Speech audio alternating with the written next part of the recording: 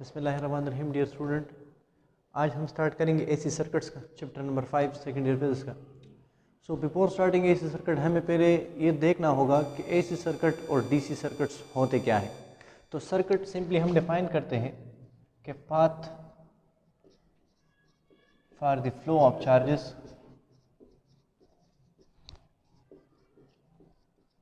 या फिर इसको ब्रैकेट में से मैं लिख दूँ इलेक्ट्रिसिटी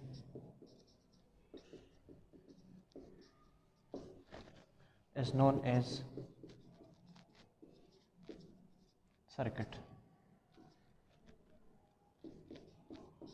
इस तरीके से जब मैं बात करता हूँ एसी सर्किट के लिए, so by saying AC circuit we mean कि जो सर्किट होगा हमारे पास उसमें से मैं source of potential, source of energy जो हमारे पास होगा वो एक एसी सोर्स होगा। तो ये हमारे पास एक रेजिस्टर है और इस रेजिस्टर के साथ मैंने एक एसी सोर्स को कनेक्ट कर दिया इस तरीके से। ये वाला सर्किट कहलाता है AC circuit. Secondly DC circuit से मुराद क्या होगा? सो डीसी सर्किट से मुराद हमारे पास वो वाले सर्किट्स होते हैं जिसमें से हमारे पास सोर्स ऑफ पोटेंशियल या सोर्स ऑफ एनर्जी जो हम अप्लाई करेंगे वो हमारे पास एक डीसी सोर्स हो। So by saying a DC source we mean a battery जो हमारे पास कुछ नॉन इलेक्ट्रिकल एनर्जी को किसी इलेक्ट्रिकल एनर्जी में से कन्वर्ट कराती जाएगी। We have a very good concept upon batteries, upon capacitors, potentials, store energies। और इसके लिए हमने ग्राफ्स को स्टडी कर लिया तो हमने कहा कि जो हमारे पास एसी करंट होता है वो साइनसाइडल होता है। दैट साइनसाइडल मीन कि वो अपना डायरेक्शन मेनी टाइम चेंज करता जाएगा विद रिस्पेक्ट टू टाइम। तो इसी तरीके से ये वाला एक्सेस हमारे पास टाइम हो गया और ये वाला एक्सेस हमारे पास करंट। तो ये वाला हमारे पास पॉजिटिव एक्सेस, ये वाला हमारे पास नेगेटिव एक्सेस, ये वाला हमारे पास 0 पॉइंट हो गया। तो इसी करंट को देखते हुए हम कहेंगे कि एक मरतबा ये मैक्सिमम या पीक वैल्यू हमें देगा इन पॉजिटिव कोऑर्डिनेट और एक मरतबा हमें ये पीक वैल्यू देगा इन नेगेटिव एक्सिस माइनस साइन। सो इस चीज़ को देखते हुए हम ये बात समझ सकते हैं कि जो अल्टरनेटिंग करंट होते हैं तो वो अल्टरनेटिंग करंट की एक ख़ास वैल्यू नहीं होती और वो अपने वैल्यूज़ को चेंज करते रहते हैं, वेरिएशन इसमें आती रहती है। सो फिक्स्ड नहीं होता। लेकिन इसके मुकाबले में अगर मैं डीसी को देख लूँ और उसको अगर आपको मैं ऑब्जर्व कर लूँ विद रिस्पेक्ट टू टाइम तो वो हमें एक सीधा लाइन मिलता है, स्ट्रेट लाइन। इस स्ट्रेट लाइन वेरिएशंस को देखते हम मानते कि नो चेंजेस। अब वो चेंजेस ना इसके मैग्नीट्यूड में से आते हैं एंड नॉर इन डायरेक्शन। इसलिए इसी करंट को हमने कहा था स्टेडी करंट। तो अगर मैं इसको वैल्यूज दे दूं 0, 1, 2, 3, 4, 5, 6, 7, 8 एंड सो ऑन, तो यहाँ पर इस वैल्यू को देखते हुए मैं कह सकता हूँ कि यहाँ पर करंट की जो वैल्यूज है वो हमारे पास 4 एम्पियर्स है। मतलब इसके मैग्नीट्यूड में हमारे पास कोई वेरिएशन, कोई चेंजेस हमारे पास नहीं है। अब बैटरी के पोटेंशियल को या डीसी करंट को समझने के लिए हमने यूँ कहा था कि हमारे पास जो पोटेंशियल्स होते हैं पॉजिटिव टर्मिनल और एक हमारे पास होता है नेगेटिव टर्मिनल। इसके ऊपर से जब चार्ज स्टोर होते हैं तो इन चार्ज को हमने कहा था कि ये पोटेंशियल इंक्रीज करते जाएंगे। तो ये वहाँ की स्टोर एनर्जी रहती है और यहाँ पर चेंज इन पोटेंशियल डिफरेंस होता है।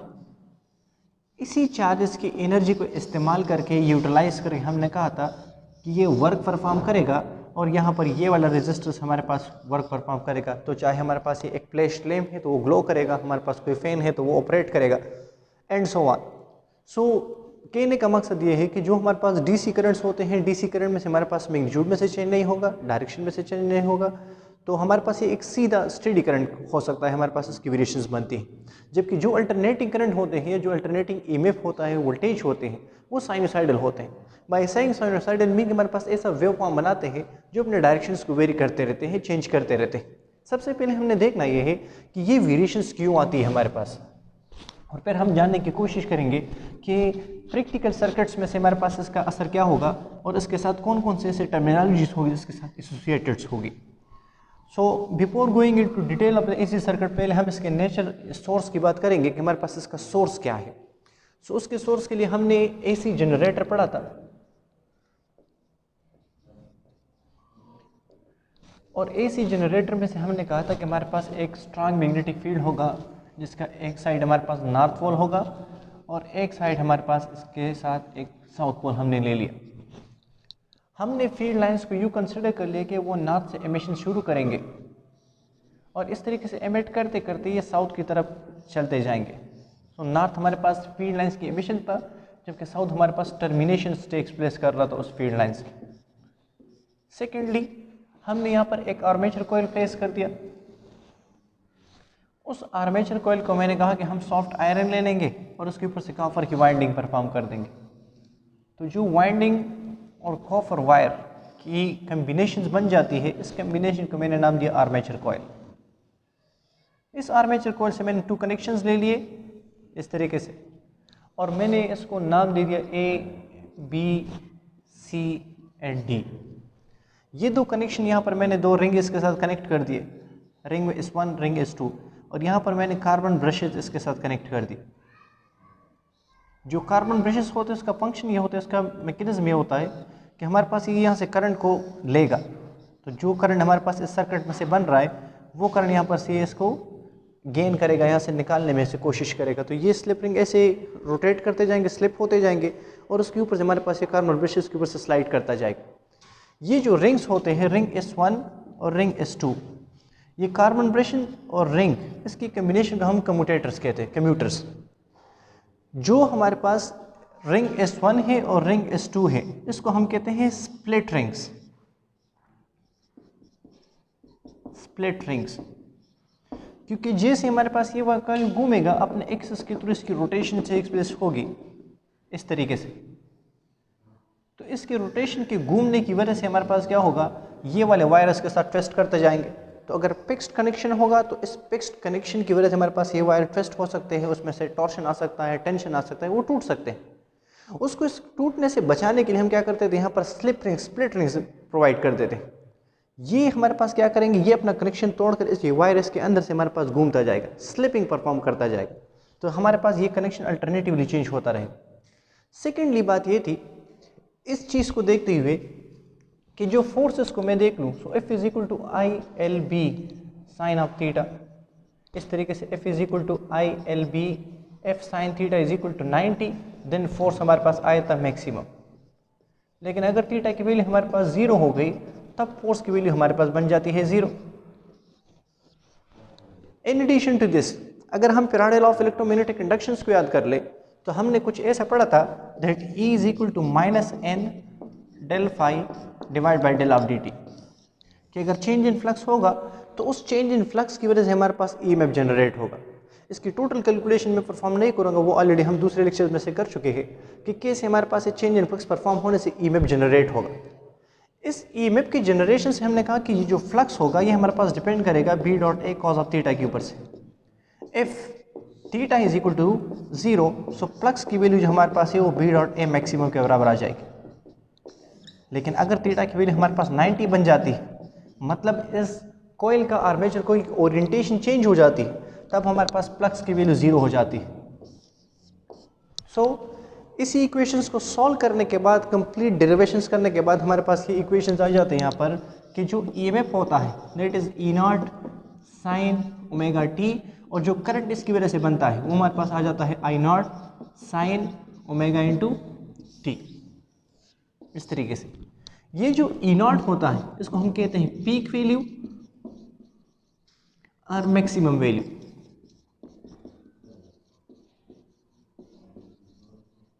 जिसका मतलब ये होगा कि ये वाला कॉइल जब ऐसे पड़ा हुआ है इस ओरिएंटेशन में से, अगर हमारे पास ये फ्लक्स ऐसे हो गए तो मैक्सिमम फ्लक्स हमारे पास चेंज होगा। अब इसका प्लेन एरिया और फील्ड लाइन में हमारे पास थीटा की वैल्यू 0 हो गई। सो अगर दोनों पैरेलल हो गए तो फ्लक्स की वैल्यू हमारे पास मैक्सिमम होगी और चेंज इन फ्लक्स हमारे पास मैक्सिमम आएगा। इसी तरीके से जब ये सी लोकेशन के ऊपर से होगा तो फ्लक्स की वैल्यू मैक्सिमम है तो हमारे पास EMF मैक्सिमम होगा। फिर जैसे ओरिएंटेशन करना शुरू कर देते हैं तो हमारे पास फ्लक्स चेंज होना शुरू कर देता है। तो एक पोजीशन ऐसे आएगा जिसके ऊपर से हम कहते हैं कि हमारे पास फ्लक्स की जो वैल्यू है वो 0 हो जाती है। तो ये फ्लक्स की वैल्यू हमारे पास 0 टू मैक्सिमम ये वेरिएशन करते रहते हैं और ये वेरिएशंस आती रहती है। यही वजह होती है कि कभी हमारे पास अगर करंट यहाँ से फ्लो कर रहा है, बिकॉज चेंज इन फ्लक्स होगा तो हम जानते हैं कि चेंज इन फ्लक्स की वजह से करंट फ्लो करता है। तो अगर एक सिमत में से या एक हाफ साइकिल में से करंट हमारे पास D टू A की तरफ मूव करता है तो नेक्स्ट हाफ साइकिल में से ये टर्न होकर हमारे पास डी टू ए पोजीशन यहाँ पर आ जाएगा, तो करंट की डायरेक्शन ये बन जाएगी, तो करंट अल्टरनेटिवली चेंज हो गया। इसी तरीके से बी टू सी का जो डायरेक्शन है वो अल्टरनेटिवली चेंज होकर यहाँ पर आ जाएगा, तो अब यहाँ पर हमारे पास इसकी ओरिएंटेशन चेंज हो जाएगी। तो ये जो करंट हमारे पास आएगा तो एक मरतबा स्लिपिंग इस वन से एन करेगा और इस टू से आउट करेगा, दूसरी मरतबा ये हमारे पास इस टू से एन करेगा और इस वन से आउट करेगा, बिकॉज ये हमारे पास चेंज होते रहते हैं। इस वेरिएशंस को देखते हुए हमने कहा कि यहाँ पर डायरेक्शन की जो वैल्यूज है, जो मैग्नीट्यूड्स की वैल्यूज है, जो डायरेक्शंस है वो consistently continuously with time change होते रहते हैं। इसलिए इस करंट को, इस वोल्टेज को हमने स्पेसिफिकली नाम दे दिया कि हमारे पास अल्टरनेटिंग है, बतरतीब हमारे पास इस पर वेरिएशन होती रहती है। इसलिए इस करंट को और इस वोल्टेज को हमने नाम दिया अल्टरनेटिंग करंट, जिसको हम कहते हैं एसी करंट, और इस वोल्टेज को हमने नाम दिया एसी वोल्टेज, या फिर मैं कह दूं एसी ईएमएफ। इस तरीके से तो इस इक्वेशन को डिराइव करने के बाद, इसको सॉल्व करने के बाद हमारे पास इसका ये वाला वेव फॉर्म बन जाता है। 2-3 स्टेप इसके ऊपर से मैं करा देता हूं जो फाइनल एक्सप्रेशन है इसमें से कि कैसे हमारे पास ये वेव फॉर्म बनता है।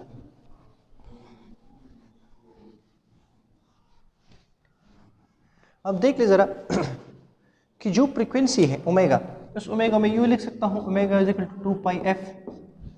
तो अगर मैं ईएमएफ की बात कर लूँ so E is equal to E naught sine 2 pi F into T. Frequency को मैं यहाँ पर लिख दूंगा कि frequency is the reciprocal of time period, so E is equal to E naught sine 2 pi by T into T. हमारे पास time बन जाएगा विद रिस्पेक्ट टू टाइम कितना वेरी करता है। पहले मैं कहता हूँ कि हमारे पास ये स्टेडी स्टेट कंडीशन है, हमारे पास ये वाला कॉइल कोई मूवमेंट परफॉर्म नहीं कर रहा। अगर ये कोई मूवमेंट परफॉर्म नहीं कर रहा तो टाइम की वैल्यू को मैं क्या कह दूंगा, टाइम इज इक्वल टू 0।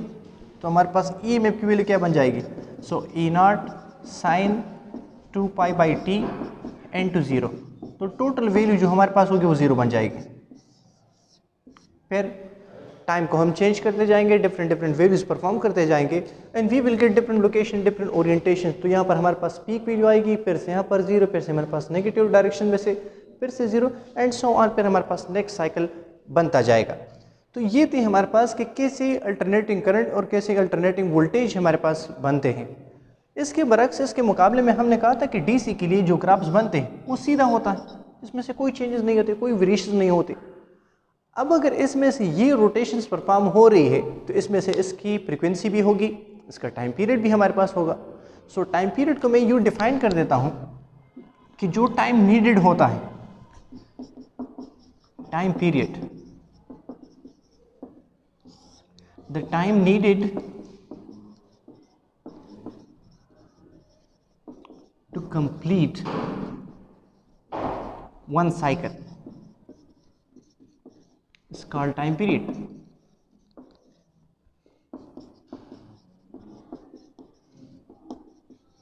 इस तरीके से हमारे पास इसकी फ्रीक्वेंसी भी होगी। इस फ्रीक्वेंसी को मैंने नाम दिया नंबर ऑफ ऑसिलेशन या number of cycles in 1 seconds is known as frequency. और जो फ्रीक्वेंसी हमारे पास है वो रेसिप्रोकल होती है टाइम पीरियड की, और जो पाकिस्तान में हमारे पास फ्रीक्वेंसी की वैल्यूज है एसी के लिए, उस फ्रीक्वेंसी को हम कहते हैं कि हमारे पास 50 हर्ट्ज के बराबर रहती है। अच्छा, अब देख ले ज़रा, पीक वैल्यू भी हो गई हमारे पास, टाइम पीरियड भी हो गया हमारे पास, फ्रीक्वेंसी भी हो गई। अब अगर इस चीज़ को देखते हुए मैं कह दूँ कि एक मरतबा हमारे पास ये प्लस पे से है और एक मरतबा ये हमारे पास नेगेटिव में से है, तो सोच ले कि जब हम बात करते हैं कि हमारे पास किसी सर्किट में से, जिसको हम मानते हैं कि हमारे पास कोई रेजिस्टिव सर्किट है, उस रेजिस्टिव सर्किट में से अगर एक करंट फ्लो कर रहा है, पास हो रहा है, तो क्या उस सर्किट में से मैं मान सकता हूं कि करंट की वैल्यू क्या होगी? क्या एग्जैक्टली मैं बता सकता हूं कि इस सर्किट में से करंट की वैल्यू क्या है? बिकॉज ये वाली वैल्यू तो हमारे पास चेंज हो रही है कंसिस्टेंटली टाइम टू टाइम। मैं ये नहीं कह सकता कि इस सर्किट में से 2 एम्पियर करंट फ्लो कर रहा है, 5 एम्पियर करंट फ्लो कर रहा है, 3 एम्पियर करंट फ्लो कर रहा है, या हमारे पास 10 एम्पियर करंट फ्लो कर रहा है। वजह बिकॉज अगर मैं देख लूँ इस सर्किट को या इस डायग्राम्स को, तो इस डायग्राम में से कंसिस्टेंटली हमारे पास ये वाली वैल्यू चेंज हो रही है। तो जब हमारे पास ज़्यादा वैल्यूज़ होती है तो नॉर्मली मैथमेटिक्स में हम क्या करते हैं कि हम इसका एवरेज ले लेते हैं। तो अगर मैं कहता हूँ कि ये एक रेजिस्टर सर्किट है और इस रेजिस्टर सर्किट के साथ एक AC पावर सप्लाई कनेक्टेड है इस तरीके से, और मुझे ये पता लगाना है कि इस सर्किट में से कितना करंट फ्लो कर रहा है।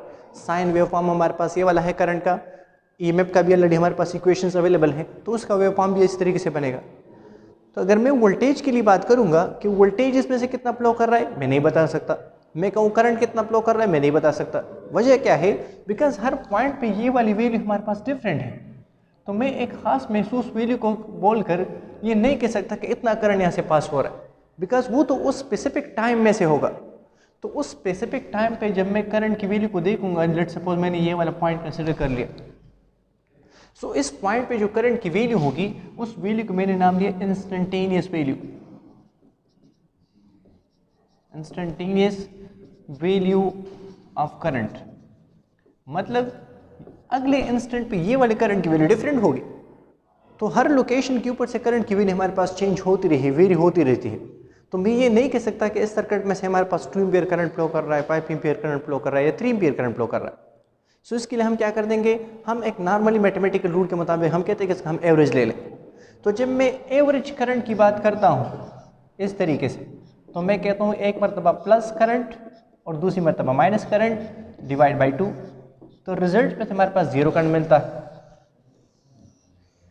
ऐसे। अब अगर करंट की वैल्यू 0 है तो इसका मतलब ये है कि जो पावर हम डिलीवर, जो रेजिस्टर है हमारे पास, उसने ग्लो नहीं करना चाहिए, बिकॉज करंट की वैल्यू तो 0 होना चाहिए। लेकिन प्रैक्टिकली जब हम ऑब्जर्व करते हैं तो ये वाला बल्ब तो हमारे पास ऑन रहता है, या हमारे पास लाइट करता रहता है, ग्लो करता रहता है, शाइनिंग करता रहता है। तो हम कहते हैं कि मैथमेटिक्स हमें बता रहा है कि हमारे पास करंट की वैल्यू क्या है, 0 है, लेकिन फिर भी हमारे पास आई की वैल्यूज हमारे पास अप्रोच कर रही है, हमारे पास पावर डिलीवर हो रहा है। तो इस चीज़ के ऊपर से हमने सोचा कि यहाँ पर हमारे पास कुछ अलग तरीके से सोचना पड़ेगा कि ऐसा क्या हो रहा है कि हमारे पास कि करंट हमारे पास वेरी हो रहा है और हमारे पास पावर भी डिलीवर हो रहा है। तो इसके लिए हमने कुछ पावर के इक्वेशंस पढ़े थे कि हमारे पास जो पोटेंशियल्स होते हैं या जो वर्क होता है, so potential is equal to work done per unit test charge, और अगर मैं वर्क के लिए इक्वेशंस निकाल लूँ so V dot Q not potential into test charge. अब ये वाले पोटेंशियल की वैल्यू हमारे पास वेरी होती रहती है, चेंज होती रहती है। तो हमने कुछ ऐसा सेटअप बनाना है जिसके मुताबिक हम स्टैंडर्डाइज कर सके, स्टैंडर्ड तौर पर हम कह सके कि इस सर्किट से हमारे पास कितना करंट फ्लो कर रहा है। तो उसके लिए हमें सोचना पड़ेगा। हम क्या सोचते हैं कि हम ऐसे क्या टेक्निक इस्तेमाल कर दें जिसके मुताबिक हमारे पास इस करंट की, जैसे हम DC के लिए कहते हैं कि DC में से हमारे पास 5 एम्पीयर करंट फ्लो कर रहा है, 3 एम्पीयर करंट फ्लो कर रहा है, 6 एम्पीयर करंट फ्लो कर रहा है। तो उस करंट को देखते हम मान सकते हैं कितना करंट इस सर्किट से पास हो रहा है, लेकिन AC में से हम ऐसी बात नहीं कर सकते। तो अब हमने इसके लिए एक एक्सपेरिमेंट परफॉर्म कर दी। वो एक्सपेरिमेंट ऐसी थी कि हमने एक एक्टिविटी परफॉर्म कर दी। उस एक्सपेरिमेंट में से हमने कहा कि हमने एक कंटेनर लिया, एक कंटेनर, उस कंटेनर में से हमने थोड़ा सा लिक्विड डाल लिया, हमने कुछ पानी इसमें से फिल कर दिए। फॉर एग्जांपल 1 लीटर वाटर है हमारे पास। इस 1 लीटर वाटर से हमने DC सोर्सेस के साथ कनेक्ट कर दिया, DC सर्किट। और DC सर्किट कनेक्ट कराकर हमने कहा कि चलो इससे जो करंट पास होता है DC के लिए, क्योंकि इसके लिए तो मैं मान सकता हूँ कि करंट की वैल्यू क्या है, मैंने कहा 10 एम्पियर है, 10 एम्पियर करंट इससे पास हो रहा है। और हमने इसको ऑब्जर्व किया कि कितना वर्क परफॉर्म करेगा। तो हमने इसको ऑब्जर्व करते गए कि जब 10 एम्पियर करंट परफॉर्म करते हैं, वो प्रोवाइड कर दिया हमने, तो इसने 30 मिनट्स में से टाइम इसने लिया 30 मिनट्स, और 30 मिनट्स में इसने इस वाटर को बॉयल कर दिया, हीट अप कर दिया, इसने वर्क परफॉर्म कर दिया। हमने ये स्टैंडर्ड मार्कर अपने साथ साइड पे रख दिया और ये वाली जस्ट सोच लिया कि हमारे पास DC का करंट अगर 10 एम्पियर होगा तो वो 30 मिनट्स में से 1 लीटर वाटर को बॉयल करेगा। इसके मुकाबले में मैंने एक और बीकर कंसिडर कर लिया जिसमें से वही 1 लीटर वाटर है हमारे पास, और उसको मैंने हीट करना चाहा, इसके ऊपर से वर्क डन परफॉर्म करना चाहा बाय यूजिंग, कि हम क्या मान सकते हैं कि मैं कहता हूं कि मैंने एसी सोर्स अब कनेक्ट कर दिया इसके साथ, कि आइदर एसी सर्किट कितना वर्क परफॉर्म कर रहा है इसी अपरेटस के थ्रू। तो हमने सोचा कि हमने एक ऐसा करंट प्रोवाइड कर दिया जिसकी पीक वैल्यू हमारे पास 0 से चलता हुआ हमारे पास 20 तक पहुंच रहा है, मतलब 0 से फ्लो करता हुआ 1 2 3 4 5 6 7 अप टू 20 तक चला गया। सो 20 इसकी पीक वैल्यू हो गई। फिर 20 से डिक्रीज होता होता हमारे पास फिर से 0 की तरफ आएगा, फिर से ये नेगेटिव एक्सिस में से बढ़ता हुआ पीक वैल्यू नेगेटिव की तरफ 20 के ऊपर से पहुंच पाएगा। तो अगर यहाँ पर मैं बात करूँगा कि हमारे पास इस सर्किट में से 20 एम्पीयर करंट फ्लो कर रहा है तो वो गलत होगा, बिकॉज 20 तो हमारे पास सिर्फ एक वैल्यू है, एक पॉइंट के ऊपर से है, बाकी सारे पॉइंट्स के ऊपर से तो करंट की मैग्नीट्यूड इसकी वैल्यू से हमारे पास डिफरेंट है। तो हमने कहा कि हम एग्जैक्टली ये बात नहीं कह सकते कि यहाँ से कितना करंट फ्लो कर रहा है, तो इसके लिए हमने ये वाला एक्सपेरिमेंट सोच लिया। अब हमने 20 पीक वैल्यू के साथ जो करंट हमने प्रोवाइड कर दिया और उसके ऊपर से हमने वर्क डन परफॉर्म कर दिया। इसने वर्क डन परफॉर्म कर दिया, चलो मान लिया कि इसने 30 मिनट्स में से किया था, तो इसने बिलफरस कर दिया 35 मिनट्स में से, या बिलफरस मान लें कि हमने पहली एक्टिविटी के लिए टाइम जो लग गया वो 40 मिनट्स में से इसने वही वर्क डन परफॉर्म कर दिया। तो अगर इसका टाइम 40 है और इसका टाइम 30 है तो मतलब एनर्जी में से डिफरेंट है, पोटेंशियल में से डिफरेंस है। सो उस पोटेंशियल डिफरेंसेस को हमने इक्वलाइज करना है कि हमारे पास दोनों same amount of work done कितने करंट के ऊपर से परफॉर्म कर देते हैं। तो इसके लिए हमने क्या किया, हमने इस 20 पीक वैल्यू को थोड़ा सा कम कराकर डिफरेंट टाइम के ऊपर से चेक कर दिया। तो जब मैं इस टाइम को कम कराऊंगा तो करंट की वैल्यू हमारे पास ज़्यादा होनी चाहिए। तो मैंने कहा कि 20 नहीं कि 25 पीक वैल्यू के साथ मैंने करंट फ्लो करा दिया। फिर ये वैल्यू हमारे पास चलो मान लिया कि पहुंच गई, जस्ट अप्रॉक्सीमेशन है कि हमारे पास ये टाइम पहुंच गया 35 मिनट्स तक। फिर मैंने क्या कर दिया, हमने कहा कि अब ये 30 मिनट्स है और ये कितना है 35 मिनट्स, तो मतलब करंट की वेरिएशन में से थोड़ी सी और चेंजेस हमें करानी होगी। सो उस वेरिएशंस को देखते हुए मैंने कहा कि चलो मैंने ये पीक वैल्यू 30 तक पहुंचा दी। तो जब मैं इसको 30 पीक वैल्यू तक पहुंचा देता हूं और ये जो वर्क डन परफॉर्म कर देता है, तो मैं कहता हूं कि अब इसने 30 मिनट्स लिए। तो 1 लीटर वाटर को गर्म करने के लिए इसने भी 30 मिनट्स लिए और 1 लीटर वाटर को गर्म करने के लिए, हीट अप करने के लिए इसने भी 30 मिनट्स लिए। तो अब मैंने कहा कि दोनों का टाइम कंजम्पशन सेम है। अगर दोनों का टाइम कंजम्पशन सेम है और दोनों का वर्क डन भी सेम है, तो मैं अब इन दोनों वैल्यू को मैच कर सकता हूं। तो अगर 10 एम्पीयर के ऊपर से ये इतना वर्क कर रहा है और वहां पर हमारे पास जो वर्क डन परफॉर्म कर दिया गया है, तो मैं कहूँगा कि वो भी 10 एम्पीयर के बराबर है। मतलब AC की जो वैल्यू है हमारे पास, वो भी हमारे पास 10 एम्पीयर की ही बराबर है। तो ये जो AC का वैल्यू होगी, इसको मैं नाम दूंगा effective value, effective value of AC circuit. मतलब इसने वही का वही इफेक्ट शो कर दिया जो इफेक्ट DC शो कर रहा था, DC शो कर रहा था फॉर 30 मिनट्स। तो इसने वही इफेक्ट शो कर दिया फॉर दी 30 पीक्स वैल्यू। तो आप थोड़ा सा इसको मोर जनरलाइज कर देते हैं। यहां तक बात समझ में आ गई कि हमने किस तरीके से इसको इफेक्टिव वैल्यू को कंसिडर कर लिया। सो वो इफेक्टिव वैल्यू क्या है कि जो वर्क डन DC परफॉर्म करता है उसी के मुताबिक, उसी के बराबर वर्क डन अगर AC हमारे पास परफॉर्म करेगा, तो जो करंट की वैल्यू हमारे पास DC की है, हम कहेंगे कि AC की भी वही इफेक्टिव वैल्यू है। इसीलिए हमने कहा, हमने एक नया वर्ड यूज कर लिया RMS वैल्यू और effective value. Effective value RMS से मुराद क्या है, रूट मीन स्क्वायर वैल्यू। ये एवरेज का एक और टाइप है, जिसके मुताबिक मैं कहूंगा कि यहां से I की जो वैल्यूज है वो कंसिस्टेंटली चेंज होते रहते हैं। तो जब I की वैल्यू चेंज होते रहते हैं तो मैं सारे I की वैल्यूज को प्लस कर दूंगा। So I square plus I2 square up to IN square whole divide by n, जितने टोटल नंबर्स होंगे। अब अगर हमारे पास I में से नेगेटिव की वैल्यू आएगी और उसको हम स्क्वायर कर देंगे, मतलब नेगेटिव I इसको स्क्वायर कर दे तो प्लस I बन जाएगा। तो अब I plus into minus I whole square, इसको भी स्क्वायर कर दे तो अब ये हमारे पास कैंसिल नहीं होंगे इस तरीके से। तो हम जो बात कर रहे थे कि हमारे पास सर्किट में से पावर डिलीवर हो रहा है या नहीं हो रहा? So answer is yes, power deliver हो रहा है। और पावर हमारे पास किस सूरत में आ रहा है कि हमारे पास जो बल्ब है, जो हमारे पास रेजिस्टर है, वो ऑपरेट कर रहा है, और उस ऑपरेशन में से हमने देख लिया कि हमारे पास यस ये वर्डन परफॉर्म कर रहा है। तो इसी तरीके से आरएमएस वैल्यू को और इफेक्टिव वैल्यू को हमने डीसी के साथ कंपेयर करा कर हमने ये वैल्यू इसे निकाल ली। तो इस एसी सर्किट को देखते हुए हमने तो 3 टर्मिनोलॉजीज इस्तेमाल कर दिए कि एक हमारे पास आ जाएगा इंस्टेंटेनियस वैल्यू, एक हमारे पास आ जाएगा पीक वैल्यू, एक हमारे पास आ जाएगा टाइम पीरियड, और एक हमारे पास आ जाएगा इसकी ऑसिलेशन, जो नंबर ऑफ ऑसिलेशन पर सेकेंड होंगे, जिसको हम फ्रिक्वेंसी मानते हैं। ये चंद बातें हमें याद रखनी है। फिर इसके बाद हम बात करेंगे कैसे इफेक्टिव वैल्यूज चेंज होते हैं और कैसे हमारे पास इसकी वैल्यूज हमारे पास कैसे बनेगी। तो जो इफेक्टिव वैल्यूज होते हैं या जो आरएमएस करंट की वैल्यूज होती हैं वो हमारे पास बराबर है 7.07, मतलब डीसी के ऊपर से 7.07 करंट या वोल्टेज हम कंसिडर करेंगे तो वही हमारे पास एसी का इफेक्टिव वैल्यू हमारे पास कंसिडर होगी। इसी तरीके से जो हमारे घरों में, जो हमारे कॉलेज में से, हमारे पास यूनिवर्सिटीज़ में से जो पोटेंशियल आती है पावर स्टेशन से, ग्रिड स्टेशन से, उसके मुताबिक हम कहते हैं कि उसकी वैल्यू हमारे पास है 220 वोल्ट। तो ये जो 220 वोल्ट है ये हमारे पास कहलाती है आरएमएस वैल्यू।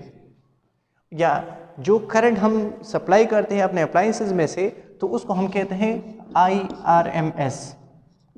तो हमारे पास वो कुछ भी हो सकता है, 10 एम्पियर, 5 एम्पियर। हर डिवाइस के लिए, हर अपरेटस के लिए, हर रजिस्टर के लिए करंट की वैल्यू हमारे पास डिफरेंट होती रहती है। अच्छा, इस तरीके से जो पावर हमारे पास डिलीवर होगा तो वो पावर हमारे पास क्या रहेगा, वो हमारे पास इफेक्टिव पावर होगा, that P is equal to IRMS and to VRMS। ये फिर अगले लेक्चर में से हम सॉल्व करेंगे कि हमारे पास ये एक्सप्रेशंस किस तरीके से बनते हैं।